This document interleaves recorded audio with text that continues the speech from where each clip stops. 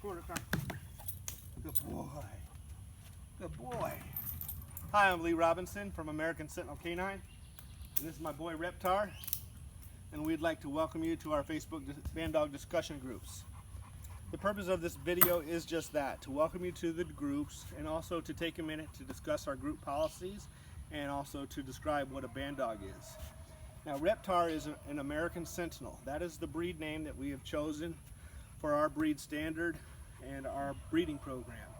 But he is also a Bandog because he has actually caught wild hogs and he has also done protection work.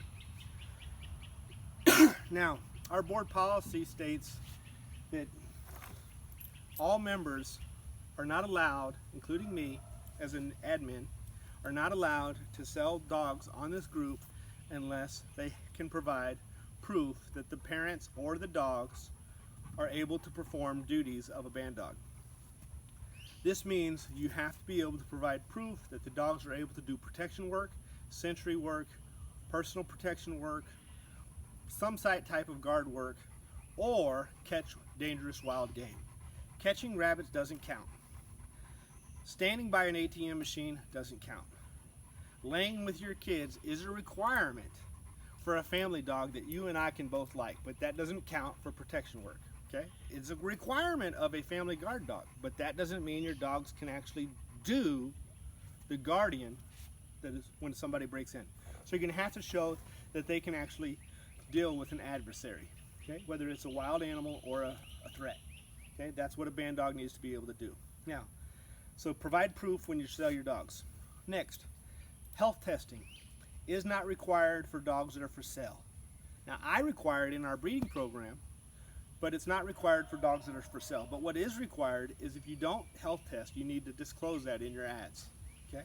Any ad that does not show proof of the dogs that are for sale or their parents, or disclose if health testing has been done, will be removed. Okay. Good boy. Next. I like it when people get along because the purpose of the board is for people to have a place to come together to better this type of dog. A place where people can preserve the working dog. Show breeders have destroyed working dogs, and veterinarians are making a fortune because working dogs are hard to find now.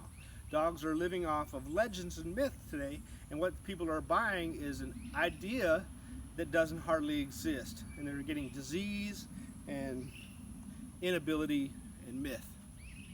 So working breeders should have a place to come back and say, we're going to fix this and address that, and that's the purpose of our board. So come here and join us and deal with this problem. However, we're going to disagree from time to time, and that's okay. But let productivity be the objective. If you're going to come here and disagree with somebody just for the purpose of disagreeing, I'm going to step in and have a problem with that. Okay? You need to remain professional and respectful. Okay? When it becomes unprofessional and disrespectful, you drew first blood. Since I am the admin, that's like disagreeing in my house, and I'm going to probably have to kick you out. So let's keep it professional. Now let's go on to defining what a Bandog is and where the myth of crossbreeding comes from. Okay, a Bandog, this term has dated back for 800 years easily, maybe even 1,000. It is a dog that is bound by some sort of leash or a chain, maybe a fence, and if you're really good at obedience training, perhaps even obedience, if you can control your dog and restrain your dog with obedience. To be bound or banded, like a band-aid holds a wound, a Bandog is restrained and held back until it is time to be released to catch man or beast. And like I said, it can't be a rabbit or a squirrel. It has to be something that fights back and threatens and tests the grit that your dog has. Okay, and man is a very formidable opponent because you can slam that dog on concrete, and really see how strong that dog is. It is a title. Bandog is a title.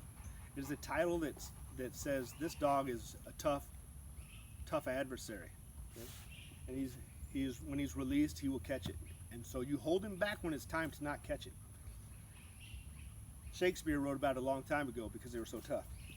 Now, you shouldn't call your dog a Schutzen dog unless he's earned a Schutzen title, or you're training for Schutzen. So don't call your dog a Bandog unless he's earned that title. Now, where does this myth come from that it's a crossbred dog? Carl Semensic wrote a book back in the 1980s that he talked about the Bandogs as being crossbred dogs, and one of the breeds that he talked about was John Swinford's Bandog, the Swinford Bandog. John Swinford crossbred some dogs, and he referred to his program as the Swinford Bandog. Now, why was Swinford Bandog a breed and the Bandog is not? American Bandog could be a breed if people developed a breed standard for it, like we developed a breed standard for the American Sentinel. John Swinford had Swinford Bandog. The hound dog is not a breed, but foxhound is a breed, greyhound is a breed, wolfhound is a breed. There's many different types of hound dogs that are breeds, but hound dog itself is not. Swinford Bandog is a breed in development. I actually own John Swinford, DVM, Doctor of Veterinary Medicine. I have his records in my house. I have a book, The World of Fighting Dogs, written by Carl Semensic, a copy of it written by him, autographed by him, in my house that he gave me. Semensic did not have Swinford's records. He was guessing. But that myth of crossbreeding dogs became popular back in the 80s, and it has caused a lot of confusion for a lot of people.